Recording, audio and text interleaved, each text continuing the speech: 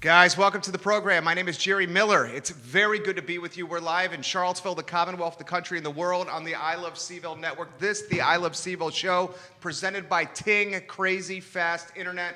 The best internet powers this network. You get the best value through ilovecville.ting.com, a $288 savings. Folks, we are making history today on this network. I see 4 states and every media outlet in town currently watching this program. And I know why you're watching. Judah Wickhauer is our director. Why don't we go to the studio camera? We are making news right now. Charlottesville, Virginia.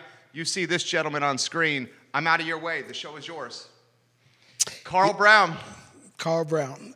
I just want to announce today that I've decided to run for city council. It's been a windy road because initially, from a personal standpoint, I probably wouldn't have run, but the people speak. And just in conversations, those individuals that I find true to me in my circle kind of push me, kind of say, this is what is needed. And so this is not coming from a personal place. This is coming from the need of my community and understanding what this community needs to get us started. I can provide. I don't have all the answers, but I can tell you that I will work and give you a positive attitude in getting those answers. So that's the breaking news on the program. Carl Brown entering the forum, running for Charlottesville City Council. Let's spend some time with the new Charlottesville City Council candidate. First, how about the flip book of you in Charlottesville? When did it start? How long you been here? Do you live in city limits? Who's Carl Brown? Who is Carl Brown? I start number one. I think this is my time, and I say that I was born and raised in Charlottesville. I attended Venable School, Walker School, and Charlottesville High School, graduated.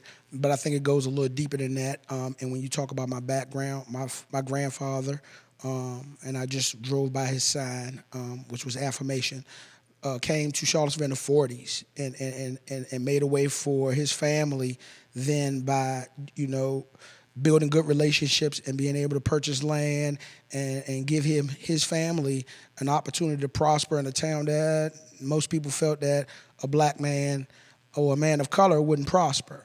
He was able to purchase the land on 12th Street, and for a time it was only my family who lived on that block. So it was 6 houses on there that he purchased at that point in time. And as a youngster, I remember him always taking this older white gentleman, and I don't remember his name. My family will remind me, a brown paper bag, and that represented his mortgage at that point in time for all of those properties.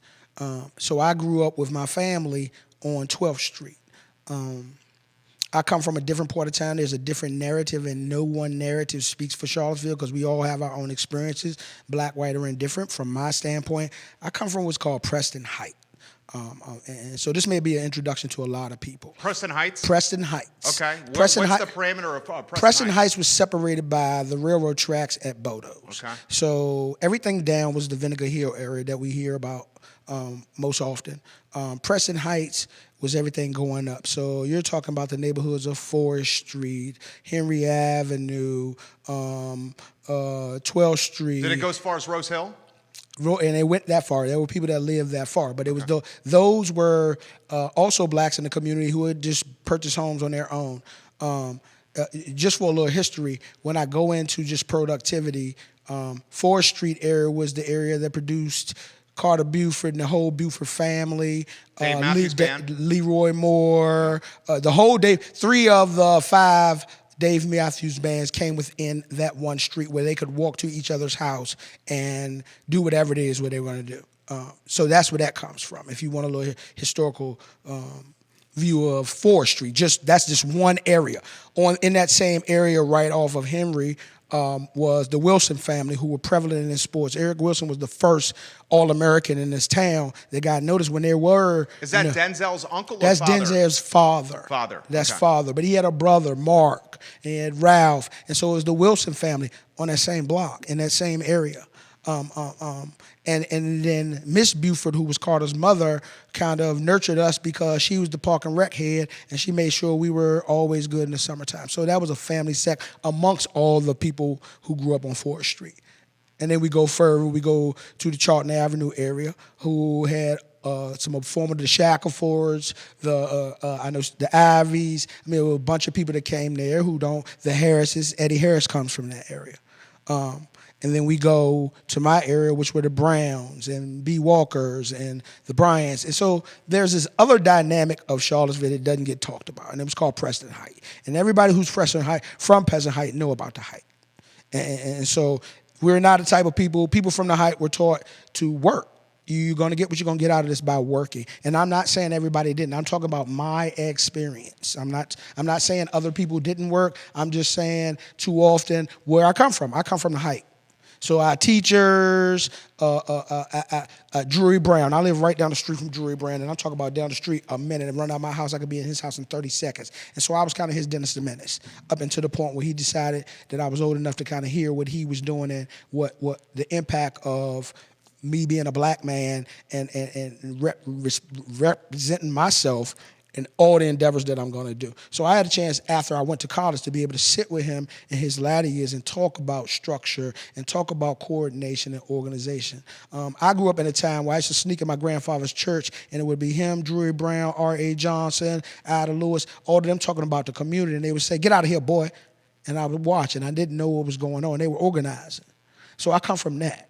And so in lieu of all those people from my family to my mom passing me on to Garwin Dibbury, that was a whole nother level of my development in terms of me understanding and becoming a man. And it wasn't just me. And so that's the beautiful thing. I don't have an isolated childhood where I'm the only person that did it.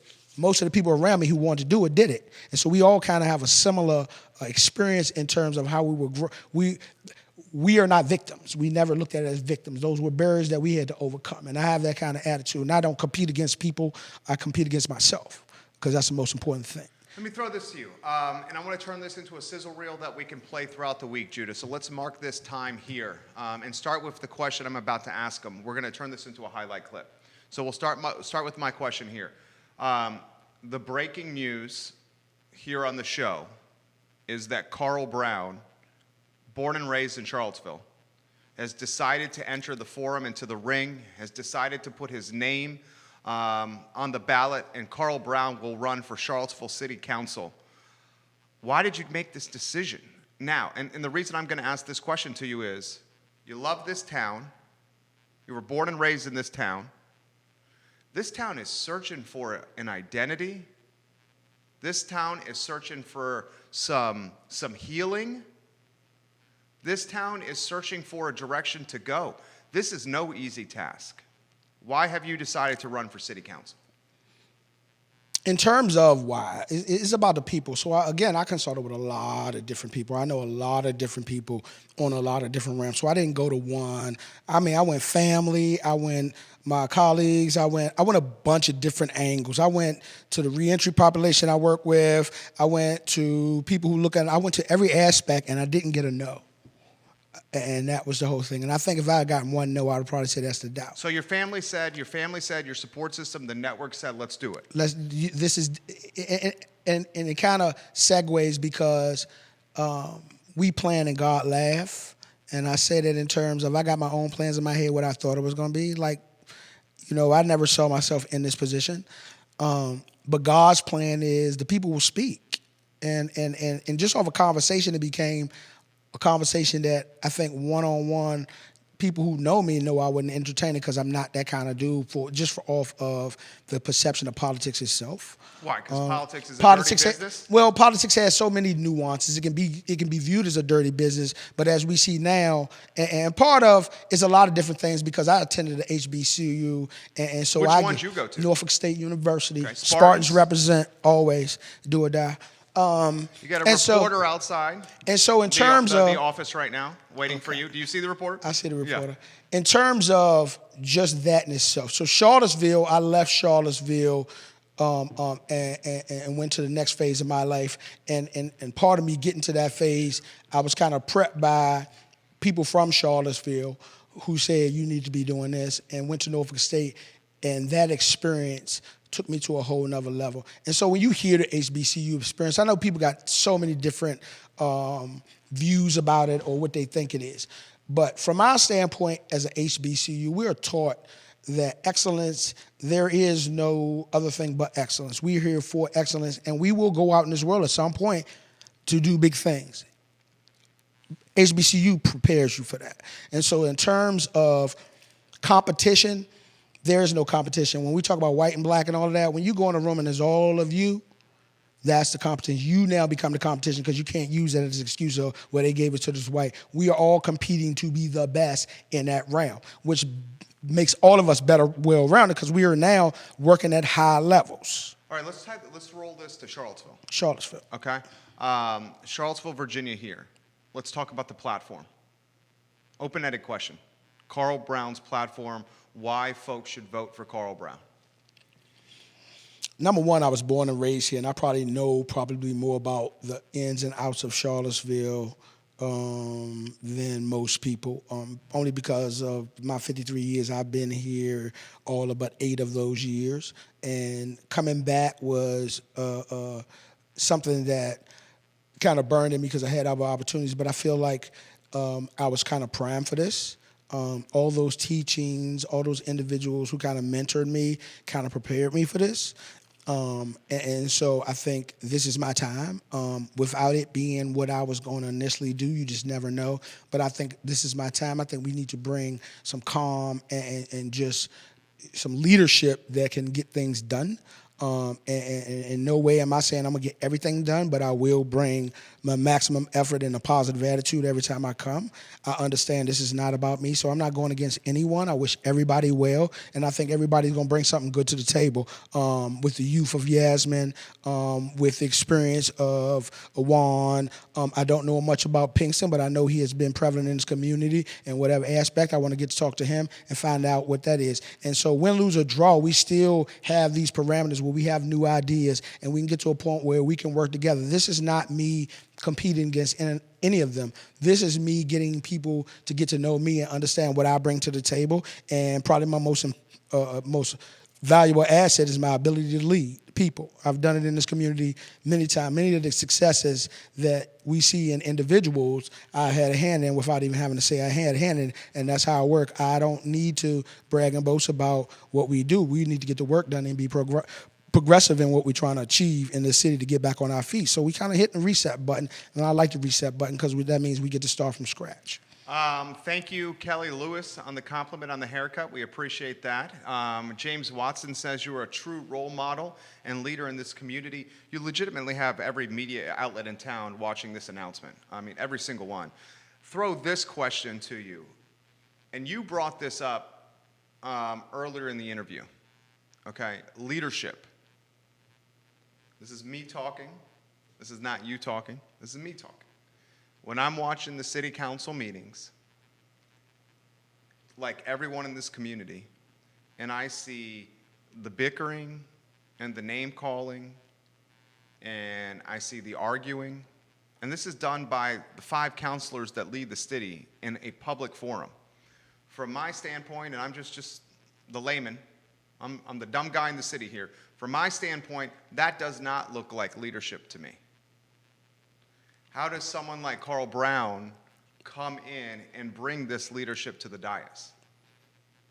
Well, I'm not someone who, I mean, first of all, those are when you're talking about, that becomes personal. And one of the things I understand just in my own self-development is I understand that I can only control me. So I'm not going to come in the room and try to control anybody. I can't even control my own kids. And I say that in a way that you would hope that you give and provide and teach your kids the right way, that when they have to come to you or a decision is made, they make the right decision. They make the right decision because of your influence. And there are many times that, a kid, and that doesn't guarantee that I have control over that. That just means that my influence on him made him make the right decision off of my dad would do this or not. That's not the case with everybody. You know what I'm saying? Sure. But I do understand it.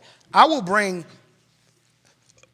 I will bring is the leadership that we all need to understand that. None of us, I can't make anybody do anything, and I'm not going to force it. I'm not a demanding person, but I will command that. And so we need to understand off the top that we always need to maintain a level of respect. We can agree to disagree. I'm big on that. I've done it too many times. But it never needs to get to a point where it's taking up so much time that is the cure-all, end-all, and that's a conversation. And so there's some just in general, and I'm not saying it's one or the other, because again, I'm not coming on here to talk about anybody. I can only control me and what's going on there. I'm not there. You know what I'm saying? I go about things a little differently, and in terms of my work, I would be able to address and say, listen, we need to really get down to the personal, because it looks personal. I mean, just by perception, and I don't know if it is or not. I can't say, because I haven't talked to him, and you don't know. You only know that when you talk to a person and say, well, this is my issue with this person. Well, I mean, we've had the counselors on the show, and they have said it does feel personal. And so when you're talking about a whole city, personal needs to be personal. We need to be able to sit down and discuss what our issues are amongst ourselves. As personal. It doesn't need to be an open debate. That's kind of like an oxymoron. We got personal issues, but we're going to do it in front of everybody else. That's not, let's me and you talk as adults and talk about whatever it is for the sake of moving forward. We got to get the community moving and get some confidence in the potential of what can be. Coming from Charlottesville, I've seen the bad so many times, and I've seen the goods so many times. And this is not the first, it's just the now. And so we live in a here and now kind of thing, and we forget all about the now and then. These events that occurred in Charlottesville, there have been other events that have been nationalized that Charlottesville has done with in the past. Charlottesville High School, when I was in high school, we had a riot for a whole week off of the same premise. Somebody sprayed a derogatory statement on the wall. We saw when we came in, all-out blast. What the difference was in that, and there was chaos. There was no social media. Well, it was no social media, so you got it when you got there. It wasn't no real control, so no most people did. Well, I mean, from a media standpoint, this got all the way to USA Today. So, but in saying that, one of the things that occurred that was amazing to me is those black leaders within the school brought calm to it. The T. Lewises, the Garvin D. Berries, the Curtis Elders, the Mr. Mavericks. Those individuals taught us in that generation. And I think it's very important that you look at that generation, that 80s generation.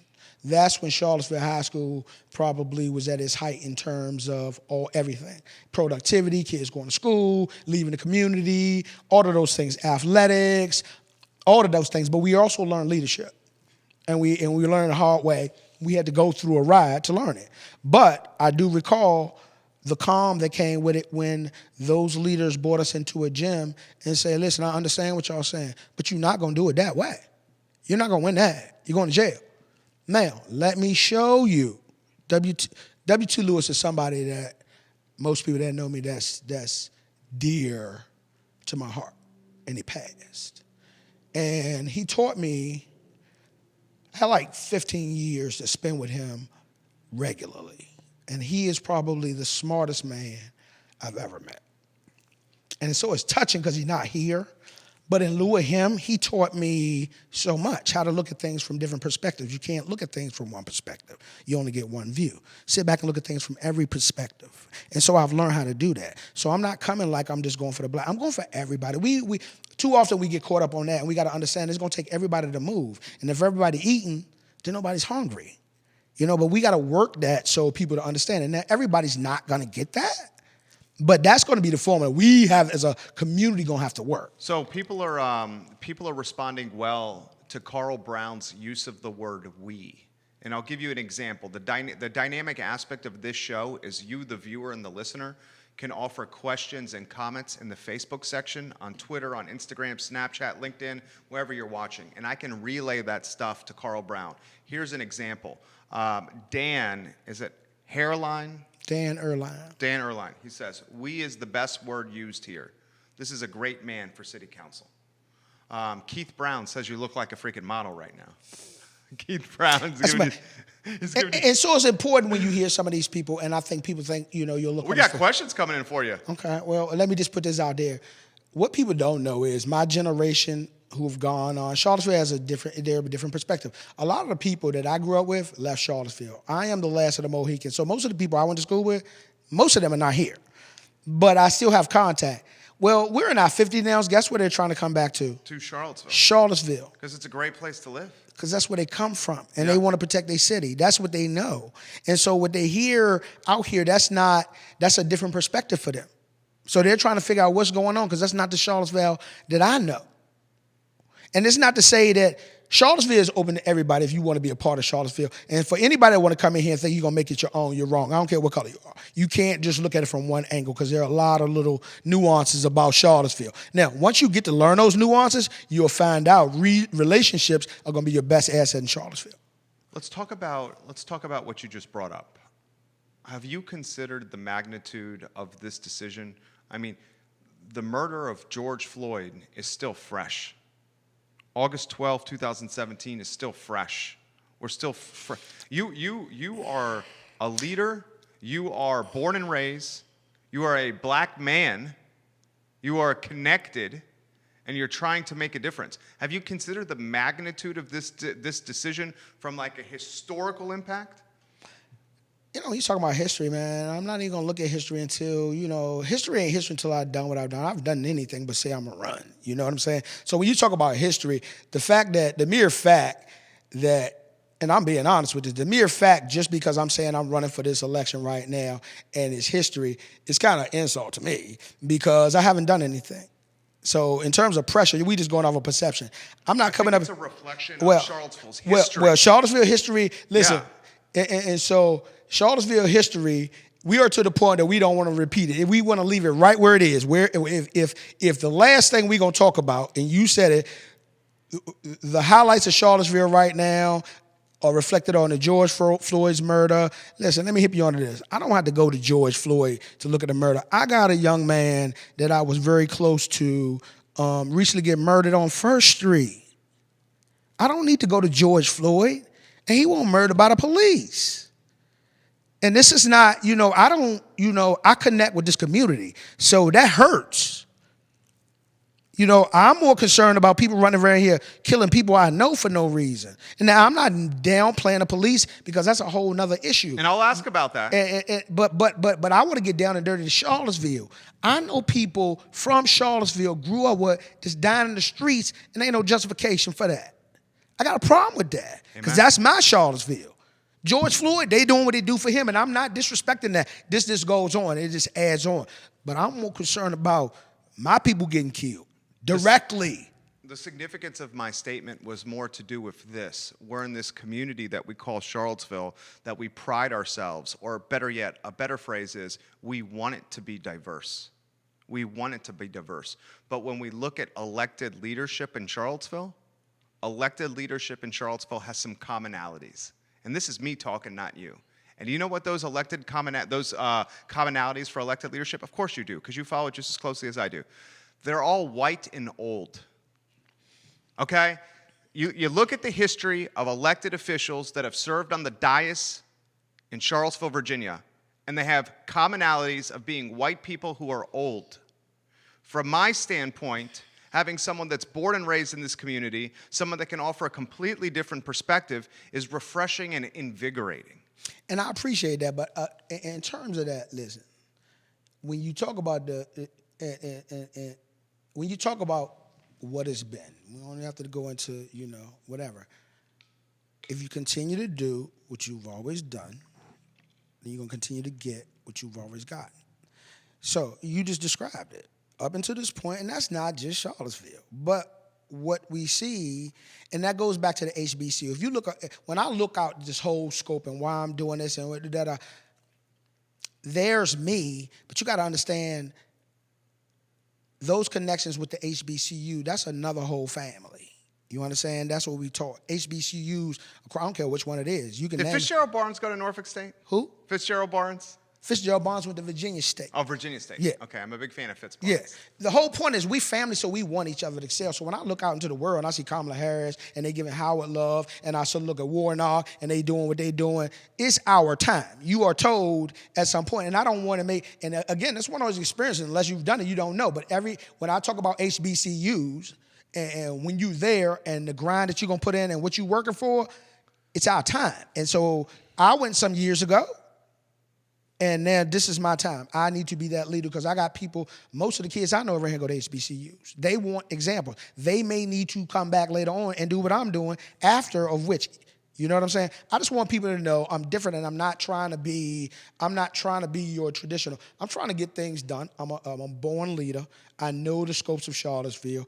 I am approachable and relatable. I'm a transparent person. So I'm going to be open to any conversations. Now, I may not be able to answer your question right then, but I can guarantee you that I will get my homework done and get back to you, and we'll be able to discuss whatever, because I'm a detail-oriented person. But, I mean, I focus on me, and I'm going to be the best me. And so I am my competition. Yes, Washington, I love her to death. She's my sweetheart. Whatever I can do to help her along the way in this, so if nothing else she learns, I'm not going to isolate her and put her in a position where she feel bad. Now, I want her to learn this process because she'll be back. I want Juan to bring everything he brings to the table because he has some experience and he went to an HBCU. We went to Norfolk State at the same time, but we didn't know each other.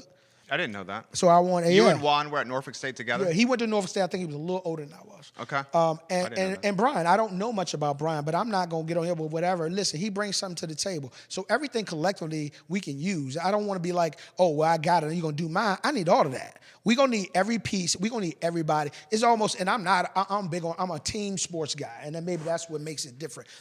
Team sports requires everybody to do their job if you're going to win. Every single person, from the kicker to the holder. So we can't look at the quarterback and say he get everything. That's all your fault. And he can't get all the props either. Everything clicks. Right. Everything clicks. You know what I'm saying? And that's the same thing here. We got to be a team. I'm not coming in here and saying, yeah, I'm the cure-all, end-all. I'm saying I'm going to get in a way where we're going to be confident and get people understanding it's not like the same personal. Let's get to work and make some hard-line decisions and get people moving and show them results. I don't want to keep talking about stuff. Either we're going to have excuses or we're going to have results. We can't have both. Hard-line decisions. Comments are coming in about hard-line decisions. Can I ask you those questions? You can, well, I mean, you can ask me now, but like I said, this is a 1-hour interview, and so in terms of doing it on a Facebook, I could answer any question you want to do, but I mean, you're not going to get the root. Now, over the course of this campaign and those different questions I get, and I can do my research on them, sure, we'll have an opportunity to answer all those questions. Well, let's talk about this one. This is a general. Yeah, I'm not saying don't have them, but I'm just saying in general. Sure. I'm not going to ask everybody a question today just because I'm just announcing. The police department, Charlottesville Police Department, is the second largest line item on the budget. And one of the items is, where's the money going? How about this, a general question? Identifying where money is going and its importance to you. Because many in this community are screaming at the top of Carter's Mountain that we want to see line items for taxpayer spending, whether it's the police department, whether it's the school board. And you just said it right whether there. It's credit cards. We're all screaming for accountability and more transparency. And so you just hit it on the head. Is that wrong? There's nothing wrong with doing that. And in terms of me coming in, I need to see everything. And I want to see the whole budget. I mean, that's where you start. You have to see everything. You understand what I'm saying? And that would be my thing about that. From a city budget, we as taxpayers need to know where our money going. We spend a lot of money. And then we get the coronavirus coming in, as a small business, I didn't get a lot of relief, but I pay taxes, but I'm not mad. I'll survive it. I'm just saying in general, I'm not specifying one, whatever. As a city, we need to be able to say, we need to know what all of our money is and how it's being spent. That's it.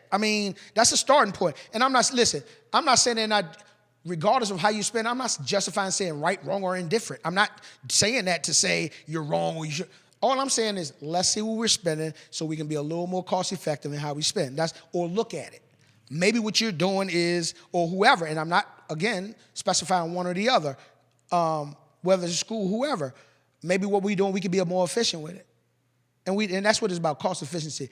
We got to be able to grow and utilize the resources. Charlottesville is really a small business town. Everything here is unique in its own way. And so you look at it now, it's not even funny to watch, but it's kind of odd to watch me seeing Charlottesville in all the realms. And some of the things that like to see Dirty Nelly's not in existence. And to see, some of these restaurants that I grew up with and played in and know the bartenders and know the impact of a community and what they do when they're closed. That's what made us during the period. And so we got the lowlights of hard.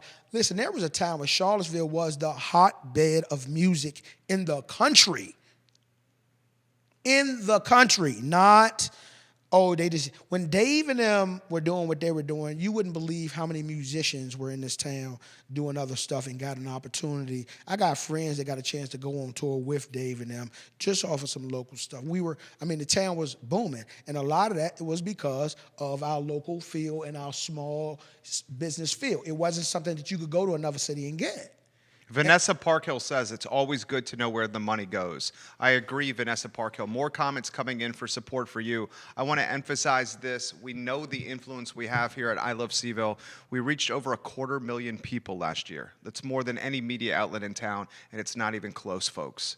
The police department gets $18.9 million from taxpayers, $18.9 million, which is 9.9% of Charlottesville City's municipality's budget. I'll repeat those numbers again. The police department gets $18.9 million, 9.9% of the budget, and frankly, we don't know where that $18.9 million is going. As Lloyd Snook said in the last council meeting, it seems to be a black box where this money's going, meaning he has no insight. Only schools get more money from Charlottesville. Charlottesville City Schools get $58.7 million. That's the top funded department in Charlottesville. The police department is number 2. Throw this. What is the relationship between, say, the Charlottesville Police Department and the Charlottesville community? What is the relationship with the Charlottesville Police Department and the black community in Charlottesville, Virginia? Because there seems to be two sides here in this community. There's one side that's very loudly saying, defund the police. And then there's another side saying, no, let's not defund the police because we have shootings happening in vulnerable pockets in our community, and we have to figure out what's happening here. What's your take? Distractions. I'm gonna sum it up like this, because again, that's like me just looking at it from another view, and I know police officers, my relationship, and so if you go off of what I know from the people, most of the dismay and concerns, I know those individuals. You understand that have those concerns. But I also know police officers, and so I'm not going to place everything that occurs in the police department on a particular police officer. Thank you. And that's why I'm big on individualism. I'm big on let's go in and individualize. One of the things when we group, that's the distraction, because if one police officer does something, you say the police department, no, now you're putting every officer that I know in this who may not have been into it. Now, what I will say, and I'm going to let this be loud and clear, we're going to hold individual police officers. Yeah. Individual police officers who are involved in situations, due process, and not put an indictment on the whole police department. Because I know too many people, I know officers who do good and who have it. I don't know them all, and I know there's some instances. But we need to let them know that we're going to be transparent about this, and because you do something, it's not going to be a reflection on the whole police department. It's going to be a reflection on your actions at that particular time, and we're going to go through the protocol. What do you think of Charlottesville's police chief, Chief Brackney? What I think of her? I mean, in terms of what? I guess she's a good person. What kind of job do you think she's doing? In terms of what? I mean, the performance of the police department, the trust built with the police department within the community. Well, recently, I think there's some things that segue into that. I think it's been hard. If you say, has she bridged that gap that was already created before she got here? Probably not, because it's been other things that occurred. So you can't put that all on her in terms of, because she came in just much like me. She came in a hot item. She came in after it was a full riot. You understand? So she had her work cut out in terms of establishing those relationships to welcome. I will say this, I have seen her out in the community trying to be a little more personable, but I don't put a lot of stock into it because I think her job is a little different and I don't know enough about her job. And so I don't know enough in terms of her job. I see there's been some promotions. And so I see it on both sides. So individuals who usually probably wouldn't be promoted are now getting promoted. There needs to be some other individuals. So we need to keep that going. But I mean, overall, she's doing the best she can. I mean, I can't answer that question for her, and if I don't know her job description. I don't know what the agreement was. Maybe it was in her agreement that you don't have to turn in your line item item. See, I don't know that kind of stuff, so I don't want to attack somebody. What I will say is, whatever agreement you had, that agreement is out the door. We're now going to approach it from a different standpoint. If you're elected. If I'm elected. Okay, so let's say this here. We'll approach it from, we need to see it, right or wrong and different. This is just transparency. And if everything you do, I mean, who's to say? It may stay that way. Just for the sake of it, we can shift some stuff. There's always room to get better in every area of Charlottesville. We have no area division in this community that can't stand to get better. So nobody gets a pass. Everybody, we're working to get better. We ain't working to judge. I ain't looking to say, oh, you did this. And even if it is like that, we're going to correct it in a way and say, let's make this work and be able to do some stuff where we can build better relations with the police and the community. And I've already done that before, but that takes people. You got to get the right people moving. You got to get people in the community who are willing to initiate that. You're not just going to be able to throw out some program and say, let's do this. You need people already on it. And we have good people in Charlottesville, but they get overlooked. So, I mean, utilize the resources you have here to get back to where we want to go. That's how they've always done it. The people of Charlottesville, the real people of Charlottesville, who don't say anything and go about their merry way and work. They just want somebody to lead them. And I think I can do that. Georgia Gilmer says, I'm loving Carl Brown's attitude toward our town. We love Charlottesville too. Laura Navarez is watching on Goodman and Belmont. And she says, I've loved this interview. I've watched from start to finish. I have some questions for the candidate if you're taking them. Sure. Sure. Go ahead and let put them in the feed. Any questions you have? George Swingler has given you some props. Mary Brown giving you some props. Keith is saying, don't forget Mr. Bryant. If I get, and so here it is, if I start naming, our interview is going to end early if I just go through. Right, because you know so many people. But I, if I may, I want to pinpoint some people because when you reflect, and I always reflect, it's important that you reflect on what you come. And so where I am is not who I am. You understand? What you see, I come from so much more. You understand? And so there are a lot of different people that I represent that taught me something. And I think it's important that, you know, you utilize that to become, because I can do that for somebody else, and that's what I'm going to do for this community. Just understanding all the little nuances of it and the influence. I'm a listener, and so I'm not somebody who can't be, you know, taught. I'm not going to be like, oh, I know it all. I don't know it all. I know a lot, but I don't know it all. But Kathy Harris. Shout out to Kathy Harris. And she would have never in a million years thought that I would bring this up, but I tell her this all the time.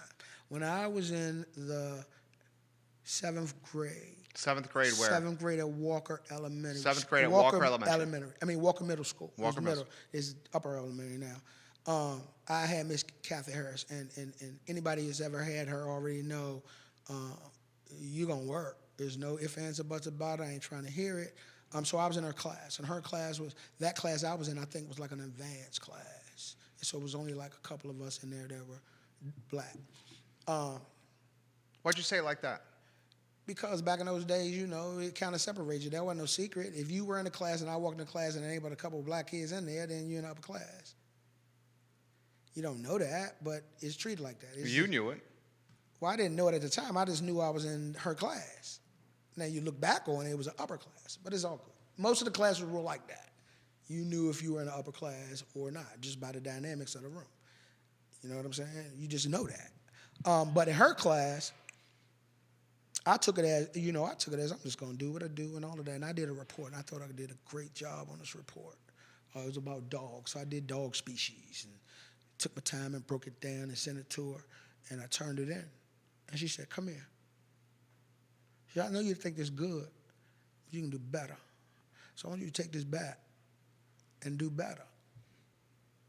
And initially I was frustrated, like, why? I mean, I did it. And she was like, nah.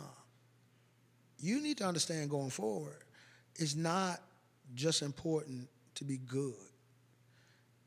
You need to be working for greatness. And she said that. I took the report home, looked at it. I said, now I need to bring visuals in. Now I need to correct the wording I'm doing.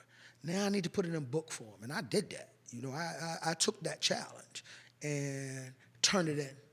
And so she passed all of them back, and I didn't get mine.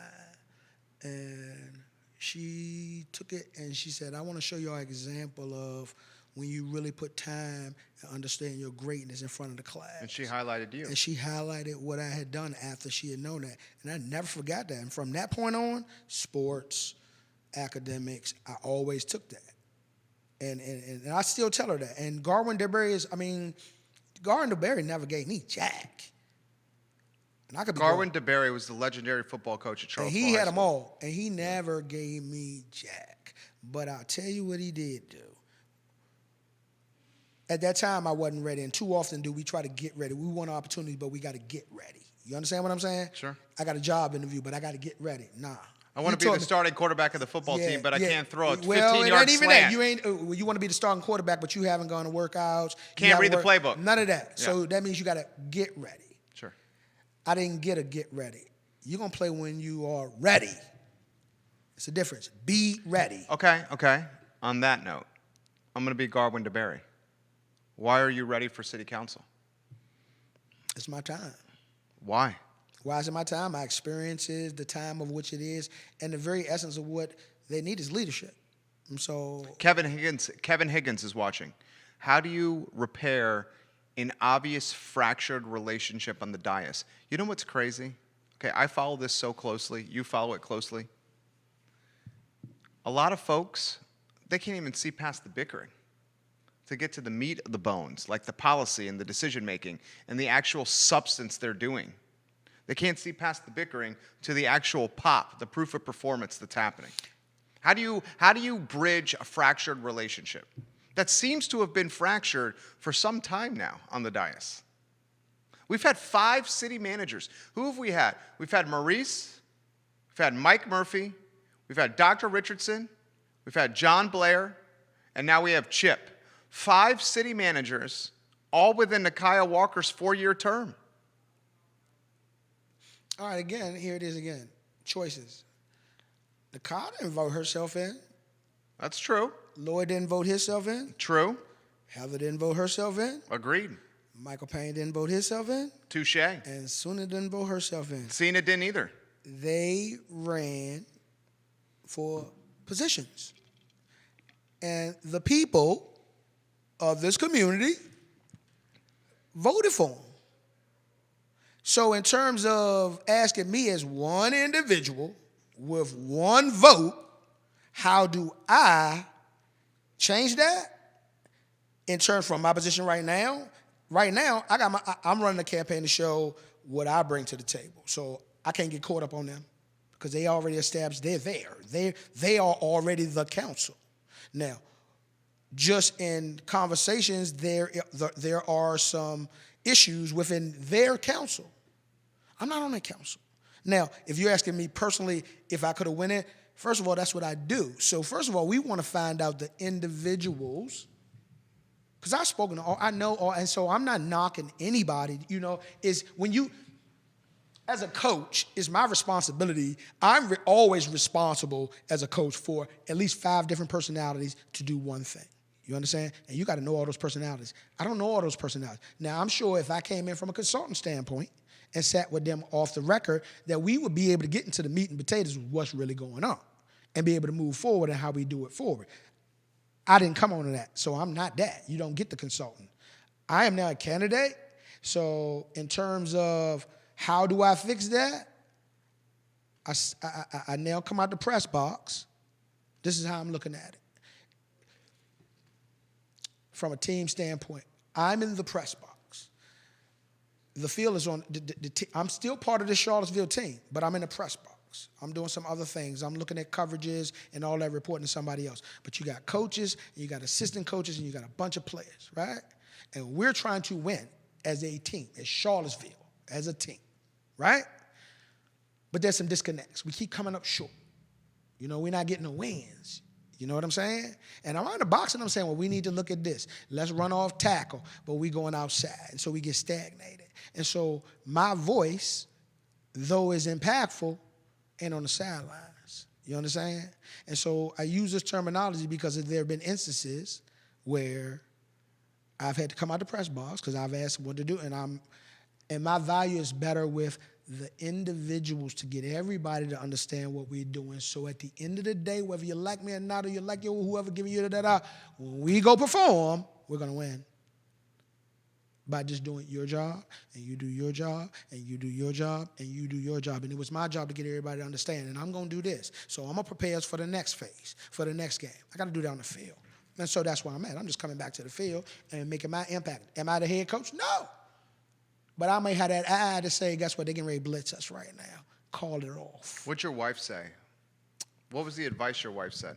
What was the conversation? I want to be a fly Listen, that conversation was short and sweet. It was yes. It was you're crazy. It was no. It was you make the call. What was it? Yes, you should have did it a long time ago. She said yes. You should have done it a long time ago. Not from anything that's going on. She just knows me. She knows what you're I do. a leader. She knows that's what I do. So she's down. Yeah, she's ride or die. I would have listened. If I'd have got more important, if I'd have got any apprehension from anybody. You got that from nobody. I got that from nobody. You got no, don't do this from anyone in your inner circle. No, listen, I didn't have to go. Listen, I didn't even get to my inner circle. My family is huge. Okay, so can I emphasize this? Is Bellamy's family, right? Yeah. Bellamy Brown. Yeah, it's my cousin. Yeah. Bellamy Brown run for city council last election. Yeah. How did that conversation go with Bellamy Brown? One of the things is very good. I mean, we are own men, and so coming from that family, you got to understand we are pushed to do what we do. Sure. You understand what I'm saying? So I support my family, and so I might not like the way he go about his policies. So in turn, I support Bellamy because he my family. You know what I'm saying? I'm not saying, we in likeness. We are so different in our thinking. I'm older than Bellamy. He's blood. But he's blood. I don't go. Listen, I'm a lawyer. I don't go against my family. Respect. Now, I may not come out and go for his policies and say you need to do some different things and all that. But he blood, and so everything he brings to the table, that's going to be able to work for us. Now he's on the CRB, whatever way I can help that, get that to the point where we're moving, I will. You know what I'm saying? But not from the standpoint he my cousin. He got a job, and he understands that. And he'll be the first to say, it's about that work. It's not about me being related to you. I got a lot of cousins that won't say a word to me because they already know. Ain't no sense in me even doing that because he already going to say, put that work in. And that's what I do. I don't hold people like because this or that. Put that work in. Have you done your homework? How about this question? This is a great question. Vanessa Parkhill. Carl, how do you define a win for Charlottesville? What does victory look like for Charlottesville? Vanessa Parkhill, well done.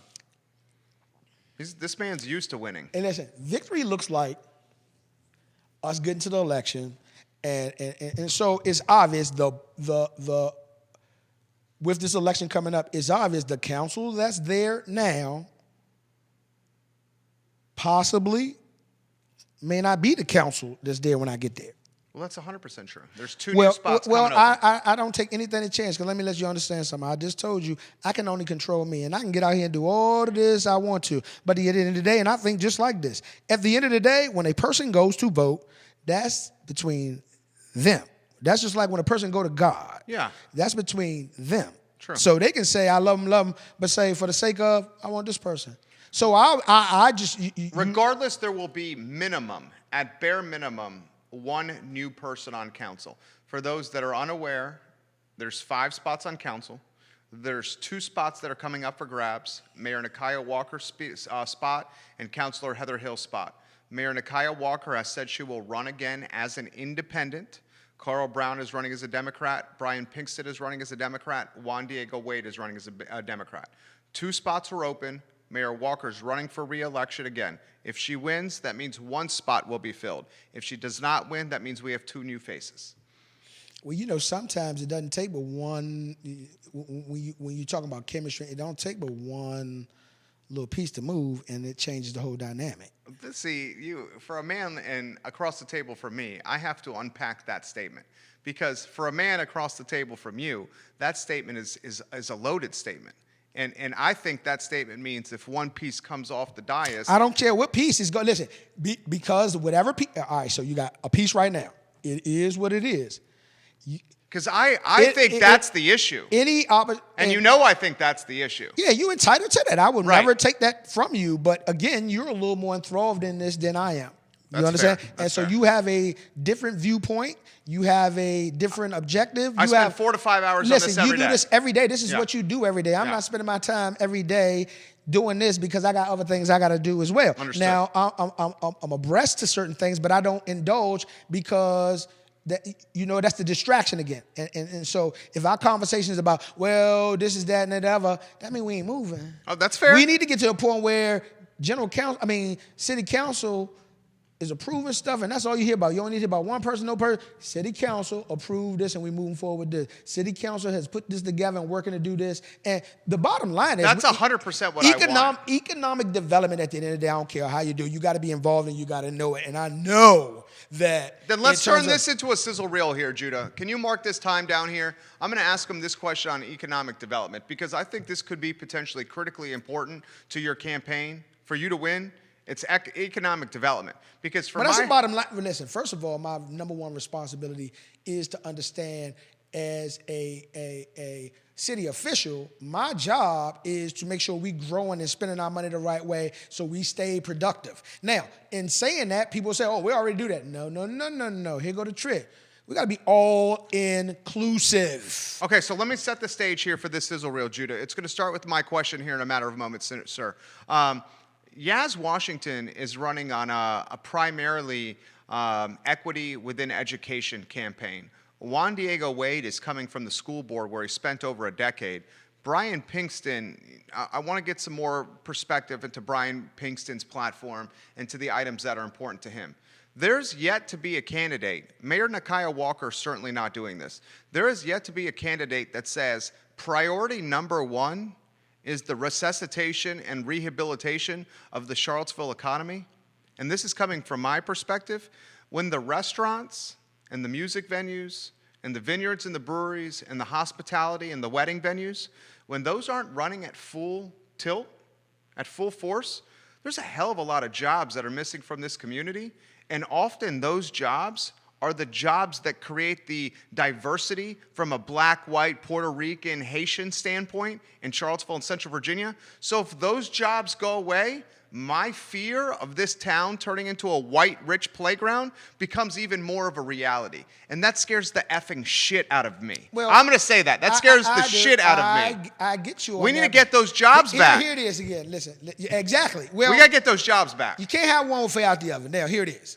So people love to bask and glow in the beauty of Charlottesville and the restaurant industry. You got the names of the restaurants, and here it is. The beauty of Charlottesville, the people who run those restaurants, and I ain't talking about the owners. Those owners know. The Harold Hertzes of the world. Listen, most of those people know if you want to sustain, you better get somebody from Charlottesville, the cooks, your waitresses, your bartenders, your bands. Those individuals are that would make up Charlottesville. And so when we're talking about growth, I'm not talking about, well, we're not going to do this. We need to be all-inclusive where, and it's a two-way street, where we can offer opportunities for local businesses to partake in the developments that are coming here. So no longer will a development come in and say he's going to bring his whole team. There need to be opportunities for local trucking companies, construction companies, investment companies on a whole nother level, black, white, Italiano, and make it all-inclusive so they can get in. Because that's going to be your benefit. Now, everybody going to eat. That's not going to be the biggest part of your budget, but you at least got to include them in the mix so they can see what's coming forth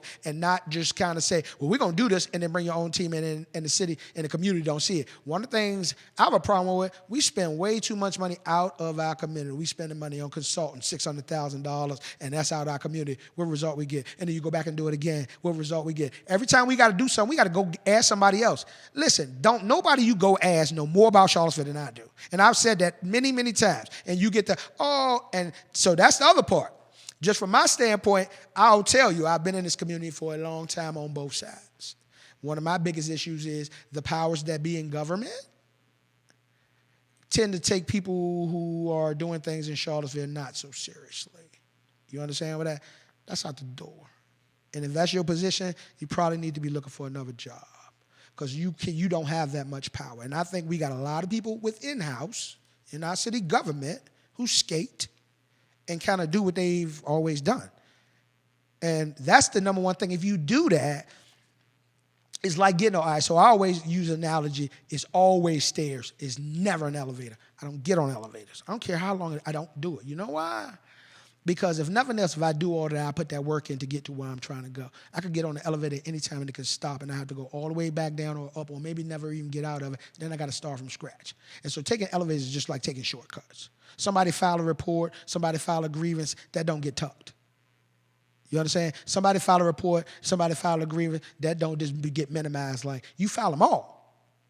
You understand? The minute you don't file one, or the minute you don't report one, and so in terms of, it's very selective. But I've been around for a little bit, so I've been on some boards under Holly Edwards. That's my girl.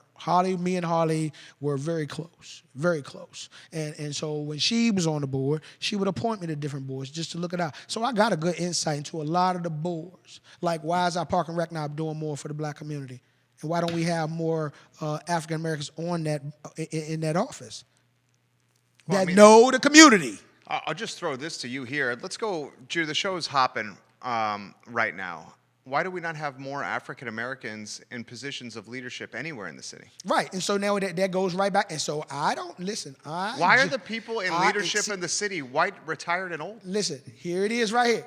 If you do what you've always done, you're going to get what you've always gotten. So nobody's really came in and challenged, because all the front, here it is, distractions are created and you have no control once it's created. So we could discuss a whole lot, but if two or three people get a distraction going on and me and you trying to talk, we're going to have to say, hold up, stop for a minute. Guess where our attention goes now? Right here. And so what we were trying to get worked out is done, because somebody distracting somebody else to avoid moving. And if you do that long enough, by the time you get to the next road, you only got to worry about it. So what do you do in this scenario here? This is a real life scenario that very well could happen to you. It's happened to everyone that's on the dais so far. We go back to in-person meetings. People are able to speak before public comment. And the 5 folks up on the dais are getting ripped by 200 people in front of a public meeting. You talking about a new dais? All right, so you saying hypothetically. You get elected, and 200 people are ripping the 5 folks on the dais. Because that's happened so many times. Well, first of all, again, it's going to be new. It's different, dude. And so I don't go into it looking, you talking about in these terms. One of the things I'm going to establish all the way through, I'm already personable. And so generally this is what you'll learn. If you're not visible, transparent, willing to listen and make yourself available to people, people get frustrated. That's true. And so when they get the opportunity to get to you, because now you're a public official, when they get the opportunity to get to you and you open that forum up, guess what you're going to get? All that built up frustration off of, I wanted to say this last time, but you made me wait this time, and then you get it all. And then you got that many people doing the same thing, and you got a whole bunch of people trying to get their point across, because I ain't going to get to you, I got to get it off today. Anybody know me, I don't have that problem. We can talk one-on-one. And all I want people to understand is this. I know there are a lot of issues and there are a lot of questions. I'm a respectful person. Just to stay respectful. Like, don't make it personal like I did it. I'm trying to fix it. But I got to be able to hear you to be able to put this in context so I can present it for you on your behalf. Because I represent the people. You know what I'm saying? All I'm doing is taking their voices and putting in one that's going to come off respectful, understanding, and you will know it will be coming from in a way that they get their voice heard and get some stuff done. Because most people saying the same thing. And so I got some ideas on how to do that. We need to be a little more efficient in how we just do stuff. I think certain time we get out there and we want to do it, but let's plan a little more. Let's be patient and understand the process. That's where it's going to benefit us. It's not going to benefit everybody thinking, I'm not coming in and I'm going to flip everything. You don't even have that power. You signed it on for 4 years, so. You know what I'm saying? So it's some work to be done. But, I mean, at this point, it's down to the people. I mean, you said it best. This stagnant. Every time we say that, like right now, people are in a position where they get to vote again. It's the most important election in Charlottesville. Again, but remember, you voted the first time. Dude, you didn't vote the first time. I don't know how it went down. And I'm not going to tell you, This is my message. I'm not going to tell a person who to vote. I would love your support, and I tell you, I bring my best everywhere I go. And anybody know me? If you don't know me, inquire, because I'm sure there's somebody in this town that will know me and give you some insight. And if you want a little more in-depth, I like coffee. So, and Shenandoah Joe's, my man Dave Fafard, that's my guy. That's going to be my spot if you want to meet for coffee. So Shenandoah Joe's is going to be my spot for coffee if you want to meet. That's a shout-out to Shenandoah Joe's. But don't come in with your knives drawn. Come on, I ain't trying to get stabbed. Yeah, let me hear me. Yeah. Before you, let's do that. Let's develop a personal, and we can agree to disagree. You're basically saying, give me a chance. Yeah, don't give me a chance. Don't look at me, please. Don't put me in any category. Don't let me prove myself. And listen, the proof in the pudding once you taste it. How about that? But you got to taste it first. Now that's on you. And again, I'm not trying to sell myself because I'm already conscious that, listen, if there will be some people who... Oh, the tough questions are coming. These are the easy questions. Listen, and so guess what? I'm an educated guy, and I don't say that for people to say, that's for me. You understand? Education is a discipline. Education ain't about just... People got to understand that when you go through the curriculum, that's a discipline, and you learn discipline through that. So it's not a situation where you just put a title. The degree means nothing. You know what I'm saying? Most people get a degree, don't even use the degree. It's the process. It's the process and the dedication and the discipline of sticking the course and finishing the deal. That's why they call it graduation. Right. You know what I'm saying? Well said. I'm one individual. You understand? That's working for the whole. I got a lot of people that I'm made of. I'm not just one person. You know what I'm saying? And so I'm coming in ready to go. People know I work. Oh, they know. Because I've done it. It's proven. My work, I'm not talking about what I can do. Most of what I'm talking about, we talking about getting people, leading people, and getting people to get moving and understanding and what we really trying to do as a whole and just maintain our levels. Our board, this is what any board should do. They should be so solid within their self that they should command the respect, not demand it. You're talking about council. Council itself should hold themselves to a point where, check this out, behind closed doors we can do whatever we want to do, but we got to get stuff done. So collectively, we got to be on the same page. Yeah. So we can't let people go at one end, because you break it. That's my business. You know what that's called in my business? That's called perception is reality. Right. And the perception of this current council is dysfunction. So because the perception of this current council is dysfunction, the reality by many of the masses is dysfunction. And they don't realize that they're actually doing work. The perception is dysfunction, so the reality has become dysfunction, and it's overshadowed the actual hard work they're doing.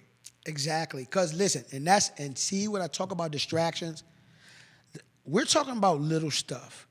That minimizes all the work they've done up until this point. You know what I'm saying? 100%. That's why and they've gotten work done. And that's the sad part. That's why I don't like to elaborate on it, because this is a distraction. And that's why I've said it on this show, and you may disagree. You likely will not address what I'm about to say. You likely will choose not to address it, and that's fine. That's why I've said on this show, and I understand the influence I have, and it pisses her off. But I don't care. There's activism and there's leadership. And I've said on this show, the activism is creating the dysfunction. Okay, and that's me saying it. That's not you saying it. I'm not trying to get you in trouble. Guess what? Here it is again. You are one individual. It just happens to have 250,000 people that follows him. Exactly. At the end of the day, you are one person. That's true. Now, whether you've talked to her or not, I have. Then that's your relationship. Whatever she feels, whatever you feel, sure, you're entitled to it, and she's entitled to it. But you know what the good thing is? Sure. At least you addressed it with her. Yeah. You understand that? Yeah. And so whatever she feels off of that, and that's what I'm saying. I'm not. That's the biggest real problem. Talk. Listen. Nakaya is from Charlottesville. She family. Oh, sure. She's born and raised. And so I can't judge her. Listen. I can't judge her off her decisions because I don't know the situation she in. I know it don't look good because she got some people coming at her, whatever. But at the end of the day, everybody need to know she family. So this is not I'm coming at her. I'm not coming at nobody. What I'm saying is this. I bring something different to the table, and whoever's at the table when I get there, I will present it, and this is the approach that I will bring to the table that we will look going forward because the approach you have taken ain't working. Exactly. That's it. There you go. Whoever, and that's just not her, it's 5 of them. And what happens is she get the brunt. She got the title. She's probably the most boisterous. She get the brunt of it. Probably. Yeah, well, I mean, but she built for it. Oh, there's no doubt. And guess what? And listen, I gotta respect the fact that she'll eat it. That's a heavy burden. No doubt. To carry on yourself and say, no guess doubt. what? I'm built for it. So in terms of her I ain't concerned with that because I'm not there. She can but go in terms of person, I want to put that out in Nakaya. You already know. Okay, and I'll say this to her. I will say this because she watches and is told about what is said on this program on the regular. And I will say this. Okay, I will say this about her, and I appreciate this conversation. It's real, which is what you are all about. I will say this, is if she went to the Stripe and the game was on the line and the entire arena was throwing booze on her, like Kyle Guy, remember, was it against Purdue? Yeah. Okay? She's probably going to go to the Stripe and has ice water running through their veins and can tune out everybody else in the arena. And that is a freaking talent, Nakaya Walker. Well, okay? That is a thick skin that few have. But my beef has nothing to do with her skin. It has everything to do with policy and leadership. And the fact that it seems to be the origination of the dysfunction seems to start there. That's my only beef. And I think if someone like you or someone like Juan or someone like Brian or someone like Yaz, sure, Yaz's 23 years could potentially work against her because you and I both know the longer you're on this earth, the more experience we get, which helps with our decision making. I thought I knew everything when I was 23. I was an effing idiot.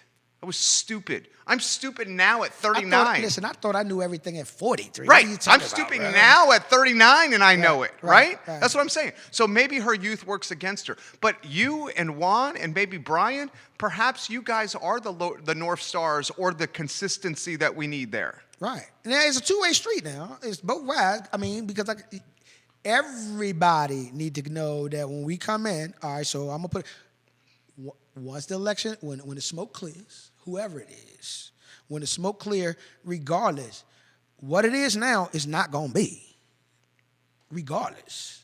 And so that's going to be the upfront conversation going forward. We will maintain a level of respect at all times. Sagoon, this is your friend from Norfolk State University. Is it Sagoon Anderson who lives in Washington, D.C.? Yeah. Okay, am I saying it right? Segan. Okay, you said this better than me, sir. Find the balance between activism and leadership. Galvanize your constituency and address their concerns and issues. Dude. Okay, so you get the point. Now, how about this? Well said, sir. Listen, and here it is again. When you're talking about, you cannot, as an individual, get in this position and think that your whole, all of that, this is about building blocks. You got to get with a lot of different people. You got to get a lot of different responses. You got to get it from all. And so I've had the beauty of being able to do that all my life. I'm not a one-trick pony, so I don't do color. You know what I'm saying? I meet people for who they are. Now, I know a lot of different kind of people. Now, I will get to color if a person bring it to me because that's just not going to happen. That's a respect thing. So if you're looking at that, you're just looking at me, you don't even know me. Sure. I really get that, but it can happen. And there are some viewpoints that come off like that. There are some people who believe that they're superior. Now, in a one-on-one conversation, they will surely lead that conversation with a whole new notion of why they're not superior. Now, you may be good. You may be great at what you do, but in terms of superior, that means you over somebody, they don't make them. That's God. Sure. So anybody walking around here who think the good old boy, listen, time benefited you for the sake of what you were at that time. Time up now. You understand that? That ain't no secret no more. That's not a secret no more. The good old boy, and because you this, and my uncle, and you going to get them jobs, and some of that still go on in the city. We know that. Come on, let's stop playing. But we going to create the balance because we got more than just that in the city. You know, and there's some qualified women, there's some qualified men, there's some qualified individuals. So let's let their character and their qualities get us to where we're going. And stop looking at the person and say, well, I'm not going to do that because that person is this and that. Nah, we're not doing a liking game. We want quality. Quality assurance is what we're striving for in Charlottesville. CJ is? CJ Brown? What is that? Is that your son? Yeah. That's your son? Yeah. He's impressed. He says, my father's out here speaking facts. I'm impressed. And so so when you really look at it from that standpoint. When he said this, that he was impressed and proud and that you were speaking facts, I see the emotion on your face. Because that's what I do it for. Because I taught them. This is your son. That's my oldest son. So he graduated from Virginia State. He's an artist.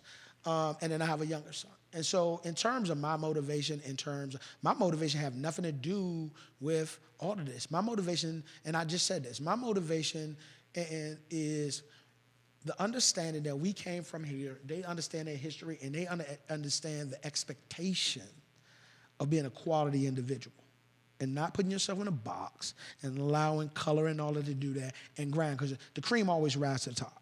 Always. So if he work at the highest level, I don't care what you do, they're going to find you. Be the best version of yourself. You're going to be the best, and you will give yourself options every day. Yeah. And so there was a time they didn't want to hear that, but I can have the best conversations in the world with my sons. So I have an older one, he's in Richmond, so he's reaching you out from Richmond.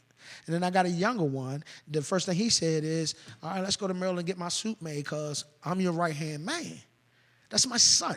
Like, this is not normal. He's 20. 20-year-olds looking to do their own thing. But he said, I see the future, and guess what? I might have to do that after you finish. So that's what I'm talking about. This ain't no one-trick pony like I'm going to do this and I'm going to be gone. I come from here. I'm rooted here. So when you talk about going forward, he going to learn, and just that conversation, he will know. If he said that, he know how to present himself.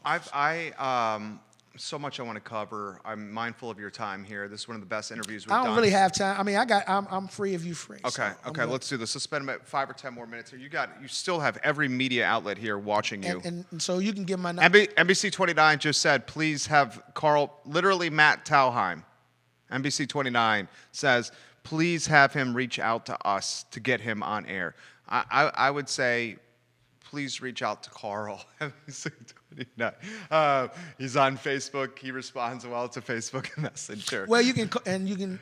I don't think you don't want to put out your phone number now. No. Yeah, I wouldn't put out your phone number now. I'm not going to do that. Just you got so many folks watching.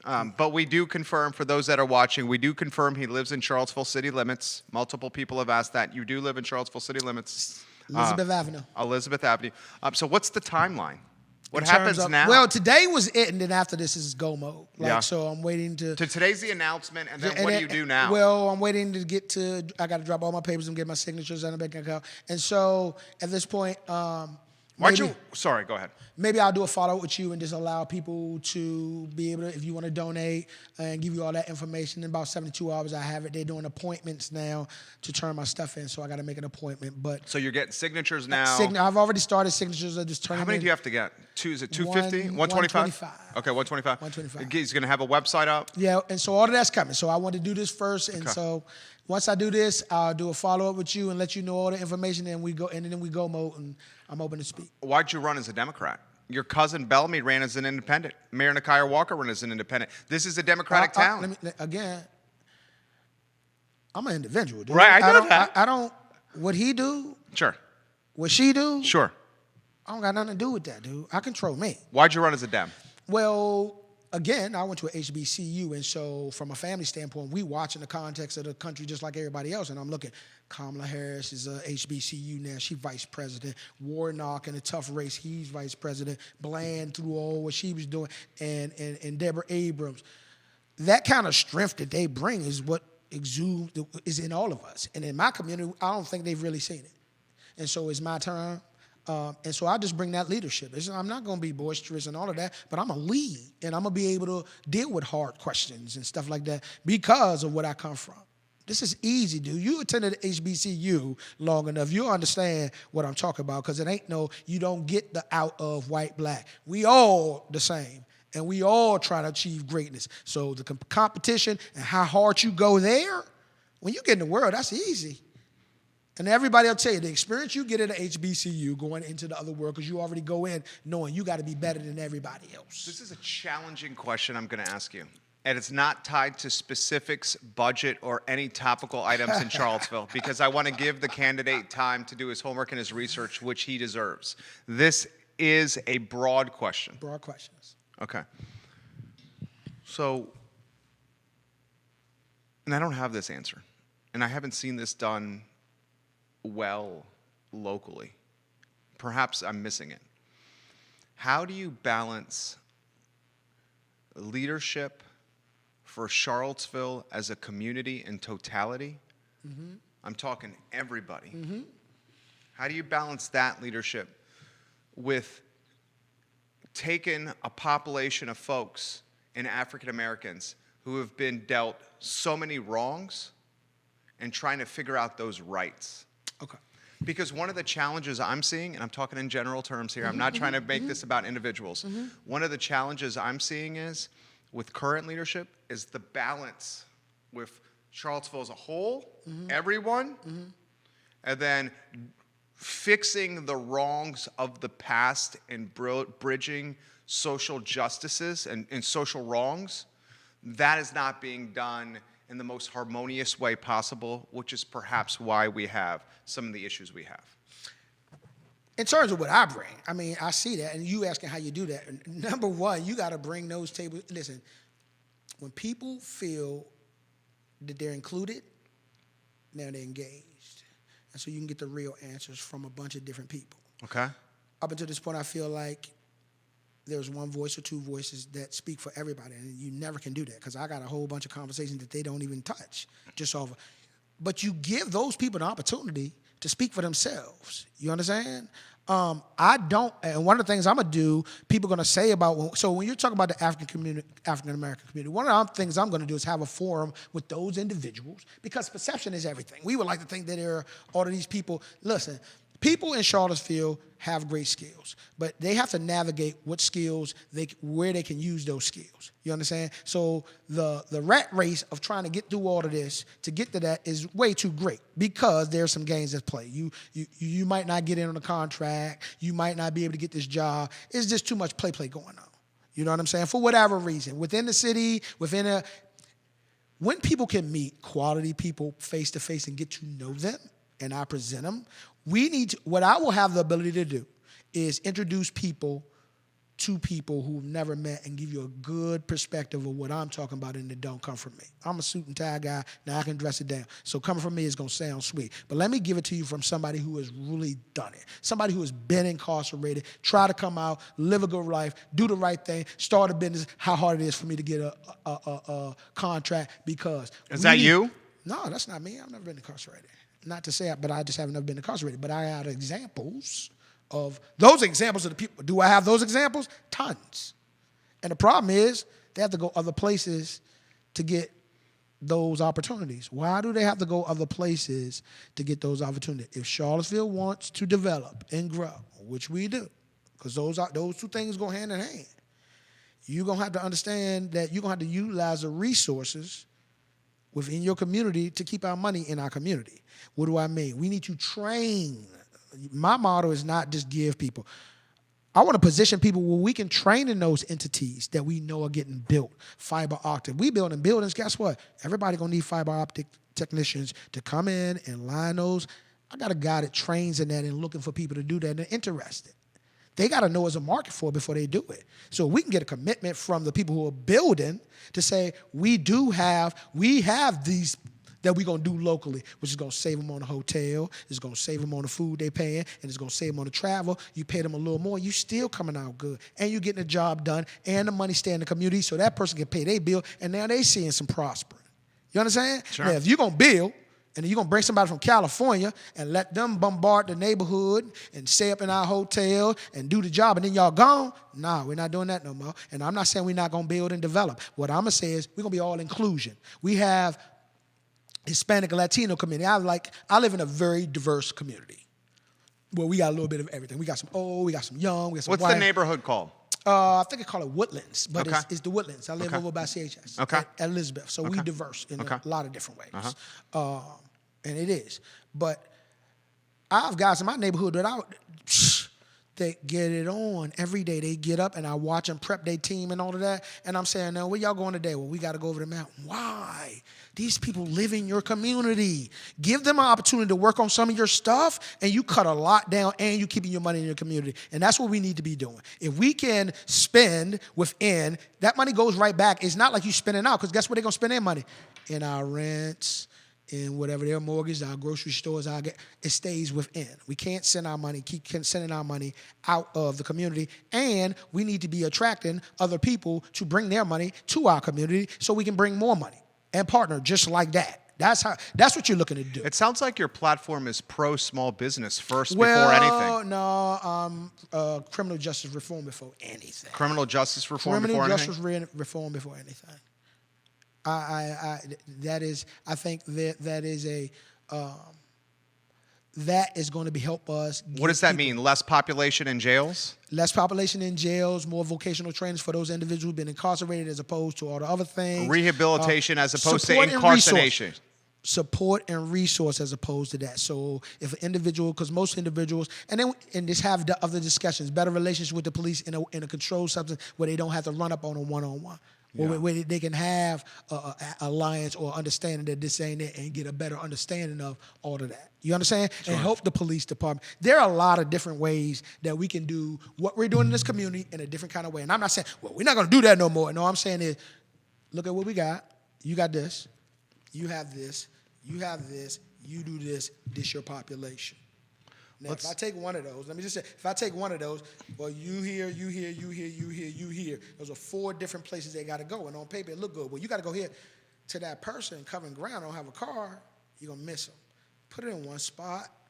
Let them do the training. You'll get it, and people will flood to it. And because it's one-stop shopping. And so they will identify with the resource and support. And so when they get to a point, they will utilize the resources and support. There's a lot of young brothers out here doing stuff that are a single entity. You put them all together, guess what? When a person come in for one thing, they get it all. So much. We're going to welcome him. This is day one of the whole thing. I can't even get to these questions. There are so many questions. He's a popular guy. Tremaine Wilson is giving you props. He says, great coach, Tremaine Wilson.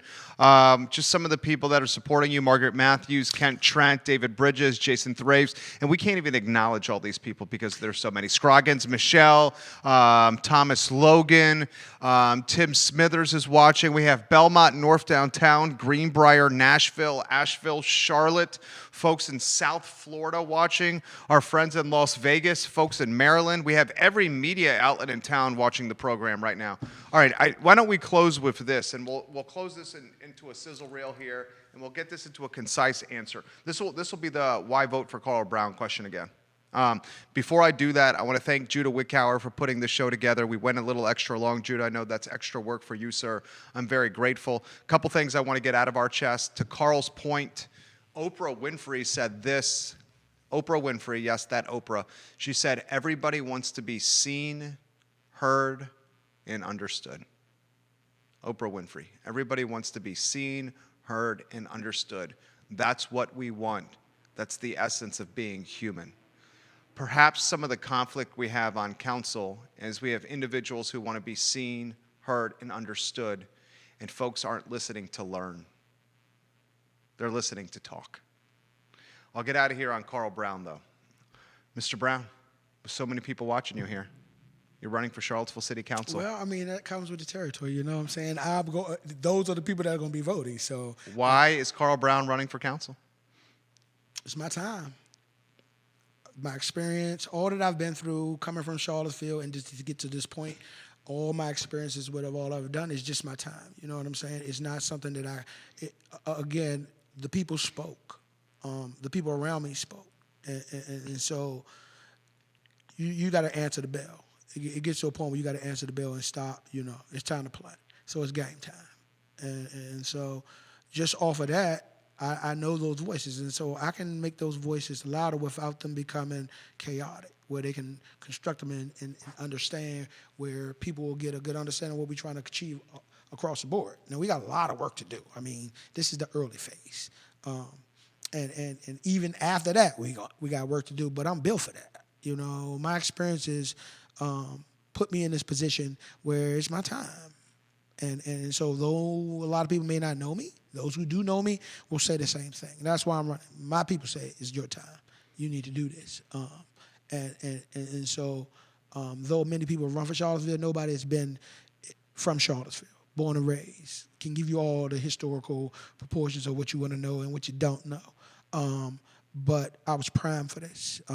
So being mentored by Drew Brown, to T. Lewis, to the Garvin DeBerry, and going through those, they weren't just chance. They prepared me for this. And so this is that time. So it's my time to get Charlottesville back to the beginning, back to the basis where we need to go and reboot this thing back up. You're about to have a busy year. I'm going to have a busy day. Yeah. So, he's got a lot going on. His name is Carl Brown. Yeah. And so I'll get back with you, Jerry, and post once I get all this stuff told. If people want to donate, support, we can do all of that. I'll probably get back with you on Friday. Well, and you know what's exciting is Kathy Galvin, former Charlottesville City Councilor, has agreed to host a live debate here. Sure. Well, and we have Juan Diego Wade, Yaz Washington, now Carl Brown, and Brian Pinkston that are going to be a part of this Democratic debate. It will be the most watched debate in Charlottesville history.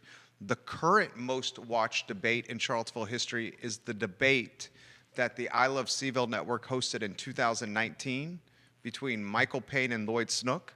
Surprise, surprise, we hosted a debate with Michael Payne and Lloyd Snook, and both got elected. Imagine that. So we're going to have another debate. Carl Brown, Yaz Washington, Brian Pinkston, Juan Diego Wade, with Kathy Galvin monitoring the debate. That's going to be serious. My friend, you are welcome anytime you want. Shoot me a text, phone call, message. I sincerely mean that. I'm saying this. I think Charlottesville is fortunate to have you in the race. Charlottesville is also fortunate to have other candidates in the race. Exactly. Because competition breeds excellence. I remember when we were playing team sports, and we all have a story like this. I love tryouts every year because I was training before the tryouts started. I was running 4 or 5 miles a day, playing in the backyard, playing in the front yard, playing with my friends. When tryouts happened, it was no big deal. The real training happened in the 85, 90, 100-degree heat before the tryouts. Right. And when we tried out and when the team was finally whittled down and the roster was set, we're competing to be the best versions of ourselves that day. So where I'm going with this is Charlottesville's the benefactor here by having extra competition in the race. Exactly. Do you feel the same? Yeah, so Charlottesville, get ready. That's what I say, Charlottesville, get ready. Yeah. And it's on them. I mean, basically, don't look at me. It's on you because you vote. I don't have the power to say I'm going to take it. No. You vote and let the chips fall as they may. I will represent myself as I always represent myself in a respectful manner, and I'm open to listen. And, I will be encouraging all the other candidates. This is not a competition. And again, because people say what they want to say, I don't want one of the things we need to get away from is that beat people down. I'm not beating nobody down in this election, and I want to make sure all of us maintain a level of respect where people not trying to pick and choose and breaking people apart because they're still a part of this community. Now, this election, again, is that. So we're going to always maintain cordial to one another and maintain a love because all of us are from Charlottesville. We're just trying to come with one common goal and how to get better, and that's the bottom line. Respect. Thank you for joining us. All right, man. Carl Brown, guys, he's in the race. Judah Wickhauer is the director. My name is Jerry Miller. This is the I Love CVille Show, powered by Ting Fiber Internet. Save $288 on the best internet in Charlottesville, only through ilovecville.ting.com. Folks, the Charlottesville City Council race just got a lot more interesting because of Carl Brown. You guys have a good afternoon. Take care.